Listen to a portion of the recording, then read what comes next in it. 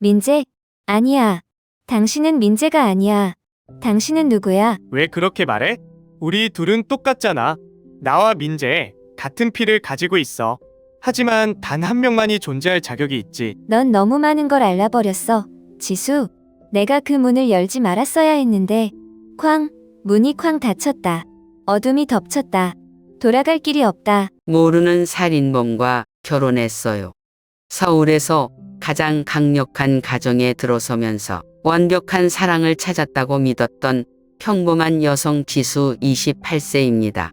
하지만 저는 제가 방금 지나온 문이 지옥의 문턱이라는 것을 몰랐습니다. 제가 한 번도 본 적이 없는 시아버지는 실제로 돌아가신 적이 없습니다. 그는 20년 동안 정신병원에 갇혀 있었다. 우리 시댁에 사는 남자는 그가 아니에요. 아무도 언급하지 않았던 제 남편은 바로 이 집의 비밀 방에 갇혔습니다. 그는 존재해서는 안 된다. 그는 사람을 죽였다. 그리고 시어머니는 그가 모든 것을 숨길 수 있도록 도와주셨어요. 제가 너무 많이 알아요. 이제 제가 다음 목표입니다. 오늘 밤 탈출을 시도했을 때 바로 제 등 뒤에서 쉰 웃음소리가 들렸습니다. 문이 잠겼다. 물러설 길이 없다. 나는 이 집에서 죽을 것이다. 아니면 내가 유일한 생존자가 될까? 매일 같이 사는 사람이라고 생각해 본 적 있어요? 본인이 생각하는 사람이 아닐 수도 있어요. 저는 제가 완벽한 결혼 생활을 하는 줄 알았어요. 그러다 깨달았죠. 제 남편은 제가 결코 알 수 없는 끔찍한 비밀을 가지고 있어요. 어느 날 밤 나는 집안에 사람의 그림자를 보았다. 하지만 제가 문을 열었을 때 깨달은 것은 제 남편이 아니에요. 살인범이야. 너무 늦기 전에 지금 탈출해야 돼. 안녕하세요. 저는 한국 서울에 사는 평범한 여성 지수라고 합니다. 예전에는 내 삶이 파란만장하지 않고 평화롭게 지나갈 것이라고 생각했다. 저는 부유하지도 부족하지도 않은 중산층 가정에서 자랐습니다. 저희 부모님은 전통적인 가치에 맞게 사는 소박한 분들이시고 제가 가진 것을 사랑하고 존중하는 법을 가르쳐 주셨습니다. 나는 꽤 평화로운 어린 시절을 보냈고 그다지 눈에 띄지는 않았지만 많은 고통은 없었다. 어렸을 때부터 저는 아름다움을 좋아했고 그림을 좋아했고 디자인을 좋아했으며 패션 업계에서 일할 수 있는 언젠가를 항상 꿈꿔왔습니다. 대학을 졸업한 후 나는 정말 그 화려한 세계에 발을 들여놓았다. 저는 작지만 열정적인 디자인 회사에서 일합니다. 그곳에서 저는 창의적이고 열정적으로 살 수 있습니다. 그 시절 나는 내가 원하는 삶을 살고 있다고 믿었다. 하지만 성공적 의사이자 명문가의 아들인 민재를 만났을 때 모든 것이 변했다. 그는 잘생기고 재능 있을 뿐만 아니라 마음도 따뜻하다. 민재와 함께 있으면 사랑받고 보호받는 느낌이 들어요. 우리는 서로를 열정적으로 사랑했고 나는 내 인생의 완벽한 반쪽을 찾았다고 믿었다. 그가 나에게 청혼했을 때 나는 주저하지 않고 고개를 끄덕였다. 나는 많은 희망을 가지고 결혼했고 이것이 내 인생의 행복한 새로운 장이 되기를 바란다. 하지만 예상치 못한 것은 민재와의 결혼은 시댁 식구인 정씨 가문의 세계, 서울에서 가장 강력한 가문 중 하나인 완전히 낯선 세계로 들어가야 한다는 것을 의미한다는 것입니다. 시아버지는 유명한 정치인이었고 냉정하고 결단력 있는 사람이었으며 자신의 진정한 감정을 절대 드러내지 않았다. 시어머니인 유리는 상류층의 지위와 영향력이 큰 여성으로 시선 한 번으로 사람을 경계하게 할 수 있다. 정씨 집에 처음 발을 들여놓은 날 낯선 사람처럼 느껴졌다. 그 넓은 빌라의 모든 것은 호화롭고 화려하지만 춥기도 하다. 옷차림부터 말, 행동까지 꼼꼼히 살펴봤다. 저는 시댁 눈에 완벽한 며느리가 되기 위해 최선을 다했지만 항상 금으로 된 우리에 살고 있는 것 같은 느낌을 받았습니다. 민재는 항상 나를 사랑하고 우리가 함께하기만 하면 모든 것이 잘 될 것이라고 말하면서 나를 격려했다. 나는 그를 믿었고 사랑이 충분히 크면 모든 장벽을 극복할 수 있다고 믿었다. 하지만 제가 틀렸어요. 내가 이 가족이 숨기고 있는 끔찍한 비밀을 발견했을 때 모든 것이 바뀌기 시작했다. 상상도 못했던 것들, 만약 알았다면 되돌릴 길이 없었던 것들. 어느 날 저는 제가 몰랐어야 했던 비밀을 우연히 발견했어요. 지금 당장은 그 비밀이 무엇인지 확실히 말씀드릴 수는 없지만 제 삶을 완전히 뒤엎었다고 할 수 있습니다. 그 순간부터 나는 예전처럼 순수하고 순수한 지수가 아니다. 나는 가족이라고 생각했던 사람들의 실제 얼굴을 보았다. 나는 노출되면 나를 위험에 빠뜨릴 수 있는 것들을 알게 되었다. 그리고 그 순간 저는 더 이상 아무도 믿을 수 없다는 것을 깨달았습니다. 하고 싶지 않은 게임에 갇혀 있었다. 하지만 이제는 생존 방법을 찾아야 할 수밖에 없다. 이 굴레에서 벗어날 수 있을까? 아니면 거짓과 위험이 가득한 이 세상에 영원히 갇히게 될까? 이 저택에 처음 발을 들여놓은 날부터 뭔가 이상하다는 느낌이 들었다. 길고 추운 복도를 지날 때마다, 벽에 걸린 시댁의 오래된 초상화를 올려다볼 때마다 형언할 수 없는 느낌이 내 마음에 무겁다. 이 집은 너무 크지만 너무 조용하다. 너무 깨끗하고 너무 깔끔해서 마치 사람이 살지 않는 것 같았습니다. 집안의 모든 것이 무서울 정도로 완벽했다.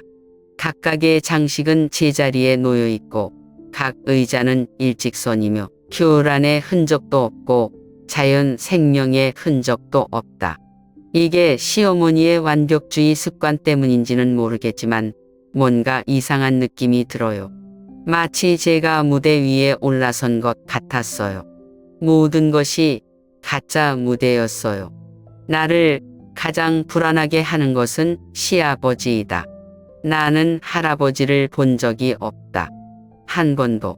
민재나 시어머니의 무뚝뚝하고 피상적인 대답 외에는 아무도 그를 언급하지 않았다.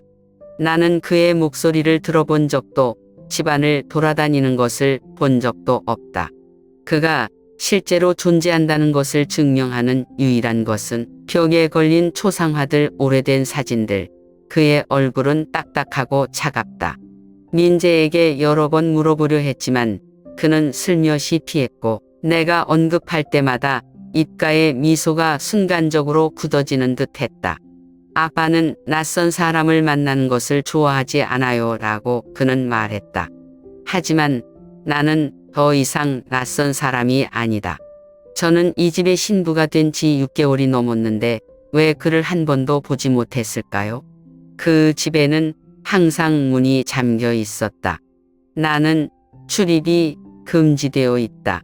거기 건드리지 마세요 라고 시어머니는 담담하지만 냉정한 결단을 지녔다.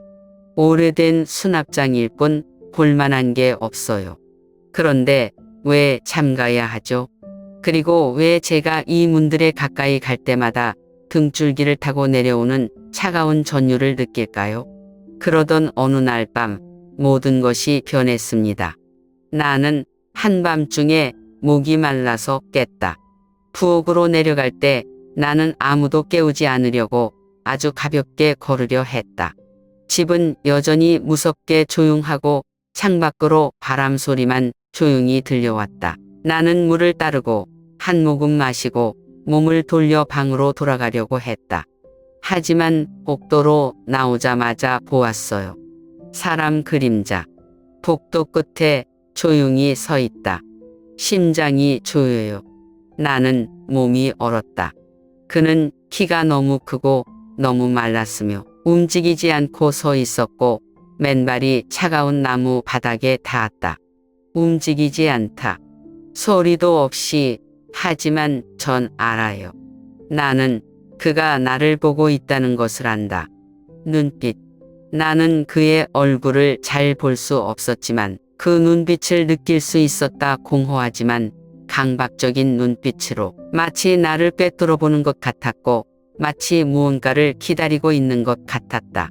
나는 입을 벌려 언성을 높이려 했으나 눈을 깜박거리자마자 그 사람의 그림자가 사라졌다. 흔적도 없이 소리 하나 없이 마치 그가 존재하지 않았던 것처럼요. 나는 숨을 헐떡이며 등줄기를 따라 달려가는 살을 애는 듯한 추위를 느꼈다. 상상도 못했던 거 알아요. 저는 그것을 보았습니다. 다음 날 아침 나는 이 이야기를 시어머니에게 가져다 드렸다. 그녀는 놀란 것 같지 않았다. 아니요. 대신 그녀는 나를 바라보기만 했고 입술에 희미한 미소가 스쳤고 목소리는 이상할 정도로 부드러웠다. 상상하고 있는 거야. 나는 손을 꼭 잡고 오싹한 전율을 느꼈다. 하지만 나는 확실히 봤다. 그녀는 내 말을 가로막았고 이번에는 목소리가 더 낮고 진지해졌다. 아니야, 안 보여. 나는 목이 메는 것을 느꼈다. 그녀의 눈은 저를 쳐다보았습니다. 마치 경고하는 것처럼 깊고 어두웠습니다. 마치 제가 더 이상 질문을 해서는 안 되는 것처럼요. 하지만 저는 믿지 않아요.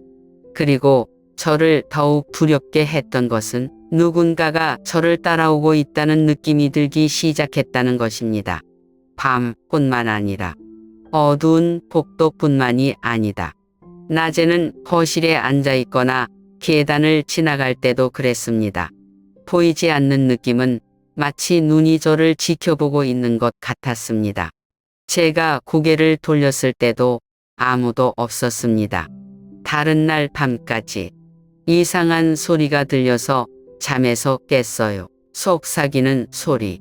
조용한 속삭임 소리가 침실밖 어딘가에서 울려 퍼졌다.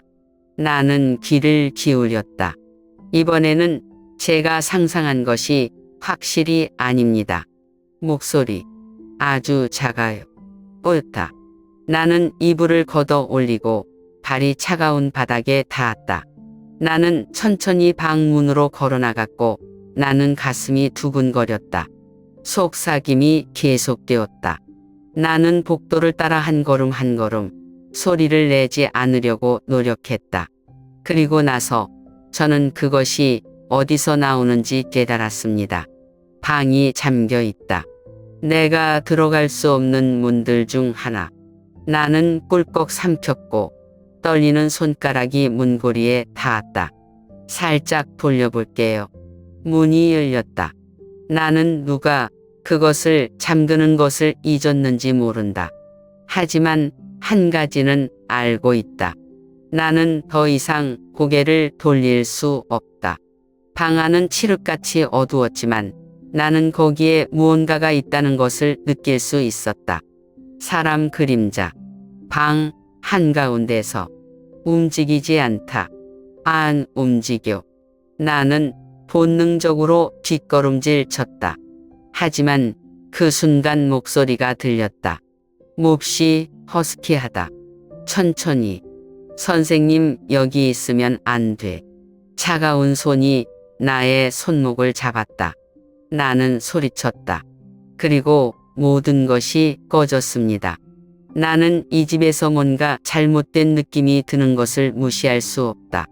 점점 더 불안감이 커져 투명하지만 항상 존재하는 무언가처럼 나에게 달라붙어 잠을 잘 수 없게 만든다. 민재와 시어머니의 모호한 답변은 의심을 풀게 하지 않았고 오히려 제가 알 수 없는 것에 어떤 비밀을 숨기고 있다는 확신을 갖게 했습니다. 어느 날 민재가 먼 출장을 갔을 때 나는 진실을 알아보기로 결심했다. 이것은 제가 이 집에서 무슨 일이 일어나고 있는지 알아낼 수 있는 유일한 기회였습니다. 시어머니의 집무실에 들어갈 수 없다는 것도 알고 있지만 이렇게 하지 않으면 대답 없는 질문들에 둘러싸여 영원히 어둠 속에서 살 것이라는 것도 알고 있습니다. 내가 그 무거운 나무 문 앞에 섰을 때 나는 가슴이 뛰었다. 내 손이 문고리를 살짝 돌렸을 때 내 숨이 멈추었다. 문이 잠기지 않는다. 그것은 나를 조금 망설이게 했다. 왜 그렇게 중요한 방이 잠겨 있지 않을까? 하지만 망설일 시간이 없어요. 나는 숨을 크게 들이쉬고 문을 밀고 들어갔다. 방은 어둡고 오래된 나무 냄새가 무겁다. 집의 다른 방과 달리 이곳은 호화롭게 꾸며져 있지 않고 흔히 볼 수 있는 윤기 없고 완벽하다. 책상 위에는 낡아빠진 램프가 놓여 있고 서류 뭉치가 가지런히 쌓여 있으며 방 구석에 커다란 서류 캐비닛이 놓여 있다. 저는 모든 것을 훑어보았고 어떤 단서를 찾으려 했습니다. 그리고 저는 그것을 보았습니다. 오래되었지만 여전히 온전한 의료 기록 한 묶음. 제가 이걸 꺼내서 표지의 이름을 봤을 때 등줄기에 차가운 전류가 흐르고 있었습니다. 정석진 진단 급성 정신질환 2001년에 입원했다. 나는 아연실색했다. 나는 낡은 종이 쪽지를 넘길 때 손이 떨렸다. 그의 병세에 대한 상세한 기록들, 편집증 폭력의 징후, 자살 시도 여러 번, 발작에 대한 행동, 통제 불가능, 심장이 조이는 것 같아요. 이게 바로 시아버지 이름이에요. 근데 그것은 결코 사실일 수 없다. 민재와 시어머니의 말에 따르면 민재는 몇 년 전에 죽었다고 합니다. 그들은 그가 심장병으로 사망했다고 말했는데 이는 의심할 여지가 없는 조용한 죽음이었다. 하지만 정말 돌아가셨다면 왜 이런 의료 기록이 있었을까요? 왜 최근 업데이트가 있습니까? 나는 마지막 페이지를 넘겼고 얼마 전에 기록된 글을 보고 깜짝 놀랐다. 환자는 여전히 통제 불능 상태에 있습니다. 계속 따라오세요. 나는 숨이 막히는 것을 느꼈다. 이것은 오래된 기록일 리가 없다. 업데이트되고 있어요. 그게 뭐냐면 그분은 살아 계십니다. 나는 발밑에 바닥이 무너지는 것을 느꼈다. 그분이 살아 계셨다면 왜 저한테 거짓말을 했을까요? 더 중요한 것은 그는 어디에 있을까요? 나는 문 쪽으로 고개를 돌렸고 갑자기 등줄기를 따라 차가운 전율이 흐르는 것을 느꼈다. 뭔가 안 맞아. 더 이상 혼자가 아닌 것 같은 느낌이 들어요. 바로 그때 나는 작은 소리를 들었다. 한 번 두드리는 소리. 아주 조용히 무뚝뚝한 노크 소리. 하지만 정문 쪽에서는 아닙니다. 그 노크 소리는 방 안에서 났다. 서류 캐비닛에서요. 저는 제자리에서 얼었어요. 그 순간 나는 내가 실수했다는 것을 알았다. 여기 들어오지 말았어야 했어. 알아보지 말았어야 했어요. 저는 아무것도 알지 말아야 해요. 그리고 목소리가 들렸습니다. 나른아, 끊기다. 살려줘. 나 멈출 수가 없어요. 진실을 모른 채 그 집에서 계속 살 수는 없다. 나는 내 스스로 알아낼 필요가 있다. 나는 그가 살아있는지 죽었는지 알 필요가 있다. 진료 기록을 찾아낸 뒤 서류에 적힌 병원을 찾기로 했다.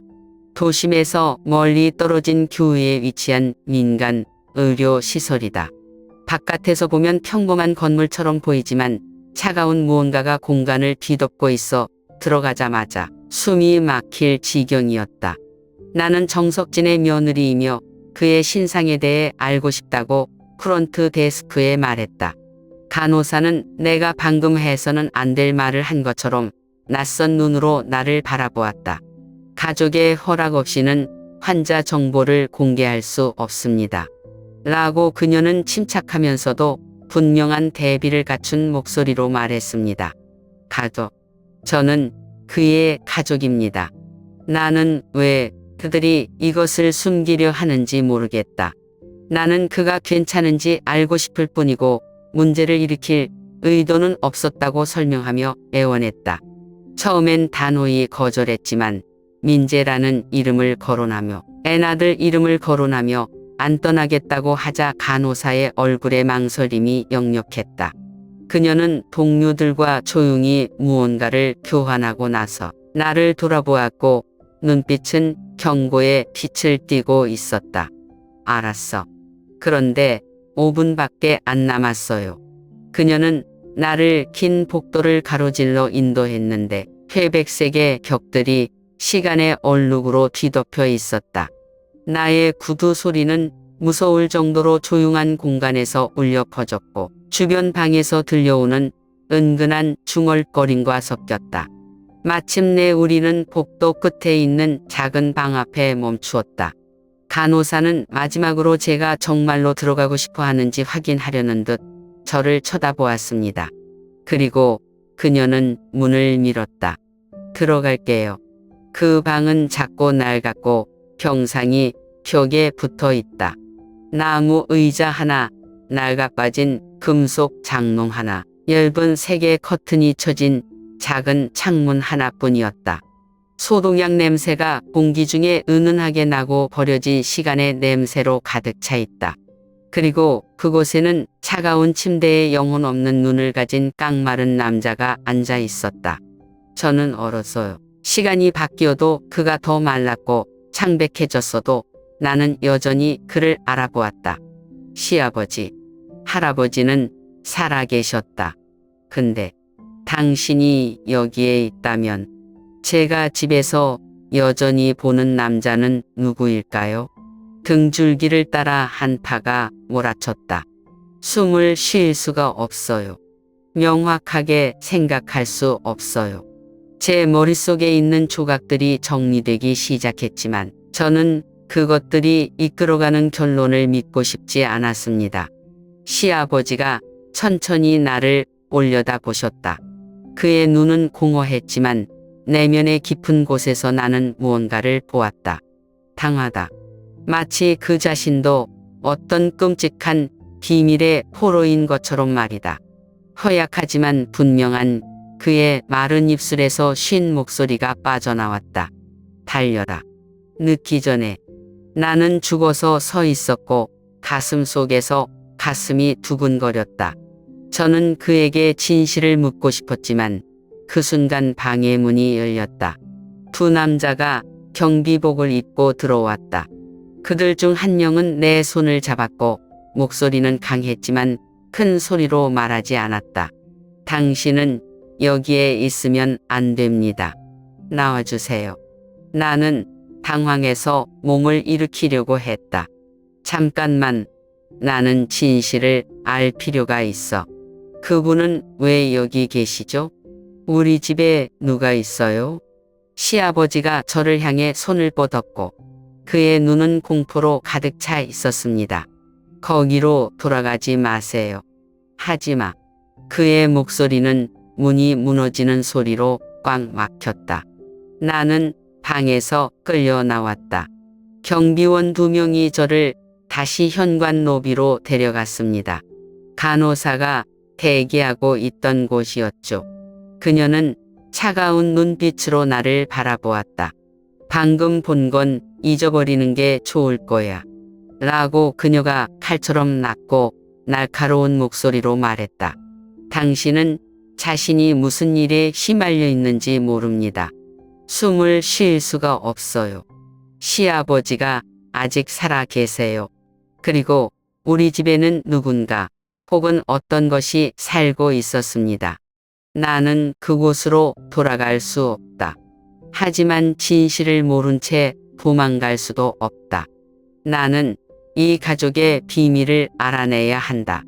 너무 늦기 전에 등줄기를 따라 한기가 몰아치는 것을 느꼈고 보이지 않는 손이 나를 꽉 조이는 것처럼 몸이 꽁꽁 얼어붙었다. 시아버지의 마지막 말은 여전히 내 머릿속에 맴돌고 강박적인 저주처럼 한마디 한마디가 맴돌았다. 달려라. 늦기 전에. 나는 몸을 돌려 도망갔다. 나는 병원 직원들의 호기심 어린 시선도, 긴 복도에 올려 퍼지는 내 자신의 발자국 소리도 신경 쓰지 않는다. 나는 단지 내가 가능한 한 빨리 여기서 나가야 한다는 것을 알았다. 하지만 병원을 나오자마자 위험의 기운이 감돌았다. 미행당하고 있어요. 길 건너편에는 검은색 차가 조용히 주차되어 있었고 엔진은 여전히 작동하고 있었다. 나는 안에서 나를 노려보고 있는 눈빛을 느낄 수 있었다. 검은 안경을 쓴 한 남자, 얼굴은 감정이 없고 입술은 굳게 다물어져 있다. 나는 그의 눈을 잘 볼 수 없지만 알고 있다. 그가 나를 지켜보고 있다. 못 본 척 평정을 유지하려 했지만 손이 떨리기 시작했다. 나는 걸음을 빨리 했지만 순간 차가 구석으로 가기를 기다리듯 천천히 구르기 시작했다는 것을 깨달았다. 그들은 나를 지켜보고 있다. 저는 그들이 누군지는 모르지만 한 가지는 확실히 압니다. 저는 안전하지 않습니다. 나는 택시를 잡기 전에 작은 골목으로 뛰어들어 몇 개의 길을 꺾었다. 의자에 앉았을 때 심장이 마구 뛰고 호흡이 급했다. 나는 창문으로 들여다보았지만 그 검은 차는 이미 사라졌다.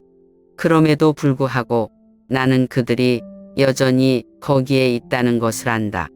시댁에 돌아갔을 때 모든 것이 더욱 무서웠다. 나는 아무렇지 않은 것처럼 행동하려고 애썼다. 하지만 나는 더 이상 이 집이 안전한 곳이라는 느낌이 들지 않는다. 특히 그날 밤 복도에서 검은 그림자를 본 적이 있는 방을 발견했을 때 잠겼어요. 아무도 그것에 대해 말하지 않았습니다. 아무도 언급하지 않았습니다. 민재한테 물어보면 그냥 엿대 웃으면서 내 손을 툭툭 치잖아. 또 상상했어. 라고 그가 무섭도록 담담한 목소리로 말했다. 하지만 나는 알고 있다. 그 안에 한 사람이 살고 있어요. 저는 좀 더 주의를 기울이기 시작했습니다. 주변의 모든 것을요. 나는 시어머니가 저녁마다 그 방을 항상 지나가시며 음식 쟁반을 들고 오신다는 것을 깨달았다. 그러나 다음 날 아침 쟁반을 항상 밖에 다시 놓았고 안에 있는 음식은 거의 손대지 않고 그대로 있었다. 그러던 어느 날 밤 웃음소리가 들렸습니다. 마치 한 남자가 흥분을 참으려는 것처럼 작고 쉰 듯한 웃음소리. 잠긴 방 안에서 그 웃음소리가 새어나왔다. 나는 온몸이 저리는 것을 느꼈다. 그 웃음소리는 이 집안의 누구와도 같지 않다. 민재의 것도 아니고 시아버지도 아니고 그 웃음소리에 뭔가 이상할 정도로 친숙하게 느껴지는 것이 있었다. 더 이상 참을 수 없어서 나는 위험을 무릅쓰고 그 방문을 열기로 결정했다. 나는 온 가족이 잠자리에 들 때까지 기다렸다가 복도로 살금살금 내려갔다. 문고리에 손이 닿자 떨렸다. 나는 이 문 뒤에서 무엇이 나를 기다리고 있는지 모르겠다. 하지만 난 알아야 해. 나는 전에 물품 보관소에서 찾았던 여분의 열쇠를 사용한다. 내가 천천히 열쇠를 돌리자 심장이 쿵쾅쿵쾅 뛰었다. 찰칵 문이 열렸다. 방 안은 어두웠고 빛도 없었다. 답답한 공기와 눅눅한 냄새밖에 없다. 그리고 저는 그를 봤습니다. 한 남자가 침대에 앉아 있다가 등을 나에게 돌렸다. 심장이 멎는 것 같아요. 그 사람 모습이 낯이 있다. 낯이 익네요. 나는 무슨 말을 하려고 입을 열었지만 바로 그 순간 그 남자가 나를 돌아보았다. 그의 얼굴이 소리를 지를 뻔했어요. 그는 무섭게 민재를 닮았다. 하지만 그 눈은 제 남편의 눈치가 아니에요. 살인자의 눈길이다. 눈은 어둡고 깊고 바닥 없는 블랙홀처럼 공허하다. 그 눈빛은 생명도 감정도 없지만 피의 굶주림보다 더 원시적인 것으로 가득 차 있다. 그가 고개를 갸웃하자 나의 두려움을 즐기는 듯 입가에 미소가 천천히 떠올랐다. 마지막으로 저도 왔어요. 움직일 수가 없어요. 숨을 못 쉬겠어요. 나는 방금 문을 열었다. 절대 열지 말았어야 했어요. 나는 앞에 있는 남자를 볼 때 몸이 얼음처럼 굳어져 서 있었다. 그는 민재를 닮아서 이상하게도 얼굴의 모든 선, 모든 눈살을 찌푸리고 턱에 묻은 모서리를 하고 있었다. 하지만 이 사람이 제 남편이 아니라는 것을 이해하게 하는 한 가지가 있습니다. 그의 눈은 심연처럼 깊고 어둡고 영혼이 오래전에 고갈된 것처럼 공허하다. 더 이상 따뜻함도, 더 이상 사랑도, 더 이상 어둠도 없다. 그는 고개를 갸웃하고 이상한 미소를 지었다. 마지막으로 저도 왔어요. 나는 뒤로 물러섰고 숨이 끊어졌고 자신을 진정시키려고 노력했다. 당신은 누구요? 제 목소리가 거에 들리지 않을 정도로 작아요. 그는 웃음을 터뜨렸다. 메마르고 차갑고 긴 웃음소리가 소름이 끼칠 정도였다. 넌 정말 사랑스러워라고 그가 말했고 눈은 여전히 나에게 고정되었다. 민재가 내 얘기 한 적 없어? 심장이 한 박자 틀렸어요. 그는 천천히 일어섰고 천천히 그리고 의도적으로 움직였습니다. 마치 포식자가 그의 먹잇감에 접근하는 것처럼요. 저는 그가 다가왔을 때 숨을 죽였습니다. 그리고 그가 희미한 불빛 아래에 서 있었을 때 그의 목에 희미한 자국이 있는 것을 보았습니다. 마치 누군가가 그를 죽이려 했던 것처럼 깊게 길게 베인 상처 말입니다. 그리고 나서 생각했죠. 정상우. 민재한테 이 이름 한 번 얘기를 들은 적이 있어요. 민재의 얼굴이 창백해지는 그런 이름. 내가 물었을 때 그는 고개를 저으며 말했다. 이 집에서는 아무도 그를 언급하지 않는다. 그때는 별로 생각이 나지 않았다. 하지만 이제는 모든 것이 하나로 합쳐지기 시작했습니다. 정상우는 민재의 쌍둥이 형이다. 그는 존재하지 않아야 하기 때문에 언급되어진 적이 없다. 나는 고개를 저으며 한 걸음 뒤로 물러섰다. 아니, 말도 안 돼. 죽었어. 민재의 형이라고 했어요. 죽음. 그는 다시 웃음을 터뜨렸지만 이번에는 웃음 속에 뭔가 일그러진 것이 있었다. 아니, 자기야. 그는 죽은 적이 없다. 그들은 그를 죽이려고 했다. 그들은 이 가족에서 나를 없애려고 했다. 그가 나에게 더 가까이 다가왔고 나는 그의 옷에서 축축한 냄새와 마르는 피 냄새를 느낄 수 있었다. 그들이 아버지가 돌아가셨다고 말해줬지. 그렇지? 그가 무서울 정도로 부드러운 목소리로 물었다. 하지만 사실은 그들은 그를 정신병원에 가두었다. 나를 숨기기 위해서. 나는 발 밑에 흙이 무너지는 것을 느꼈다. 이 가족은 시아버지를 정신병원에 입원시킴으로써 그의 존재를 숨겼어요. 왜냐하면 상우는 살인자이기 때문이다. 그는 몸을 숙여 내 귀에 바짝 다가왔고 낮은 목소리가 속삭였다. 당신은 그들을 죽였다. 한 명씩. 하지만 엄마가 널 사랑해서 날 붙잡았어. 나는 몸이 덜덜 떨리는 것을 느꼈다. 정상우는 실종되지 않았다. 멀리 데려가지 않았어요. 그는 항상 여기에 있어요. 이게서, 그 방에서 괴물처럼 갇혔어요. 시어머니는 다 알아요. 그녀는 그를 보호했고 그를 붙잡았고 죽은 사람들의 피로 모든 것을 숨겼다. 그리고 나는 결코 이 일을 알았어야 했다. 나는 탈출해야 한다. 나는 여기에 1초도 더 있을 수 없다. 저는 몸을 돌려서 방을 뛰쳐나갔지만 제가 나오자마자 차가운 손이 제 손목을 꽉 조여 저를 멈추게 했습니다. 저는 얼었어요. 천천히 나는 고개를 돌렸다. 유리 할머니. 그녀는 문 앞에 서서 제 통로를 막았습니다. 그녀의 얼굴은 내가 본 적이 있는 어떤 온화하거나 우아하지 않았다. 그녀의 눈은 공허하고 어둡고 영혼이 없어졌다. 그녀의 목소리는 부드러웠지만 무시무시한 협박을 울렸다. 너무 많이 알았어. 등줄기를 따라 전율이 흐르는 것을 느꼈다. 찰칵. 내 뒤에 있는 문이 쾅 하고 닫혔다. 나는 반사적으로 뒤로 벌떡 물러서서 등을 차가운 문에 대었다. 가슴이 두근거리고 당황해서 머리가 멍해지는 것을 느꼈다. 아니, 말도 안 돼. 저는 함정에 빠졌어요. 나는 지금 당장 여기를 벗어나지 않으면 다시는 이 집을 떠나지 않을 것이라는 것을 안다.